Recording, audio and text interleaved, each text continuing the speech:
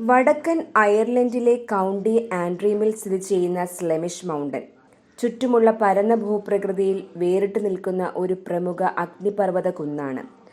അയർലൻഡിന്റെ രക്ഷാധികാരിയായ വിശുദ്ധ പാട്രിക്കുമായി ഇത് വ്യാപകമായി ബന്ധപ്പെട്ടിരിക്കുന്നു.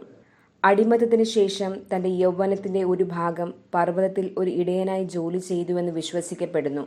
ഈ അനുഭവം അദ്ദേഹത്തിന്റെ ആത്മീയയാത്രയെയും അയർലൻഡിലേക്ക് ക്രിസ്തുമതം കൊണ്ടുവരുവാനുള്ള ദൗത്യത്തെയും ആഴത്തിൽ സ്വാധീനിച്ചതായി പറയപ്പെടുന്നു. ഹൈക്കിങ്ങിനും ഔട്ട്ഡോർ ആക്ടിവിറ്റികൾക്കും സ്ലെമിഷ് ഒരു ജനപ്രിയ സ്ഥലമാണ്. ആൻഡ്രീം കൗണ്ടിയിലെ സന്ദർശകരെ ആകർഷിക്കുന്ന സ്ഥലമാണ് സ്ലെമിഷ് മൗണ്ടൻ. ചരിത്രപരമായ പ്രാധാന്യം, പ്രകൃതി സൗന്ദര്യം, വിനോദ അവസരങ്ങൾ എന്നിവയുടെ സമന്വയം വാഗ്ദാനം ചെയ്യുന്നു.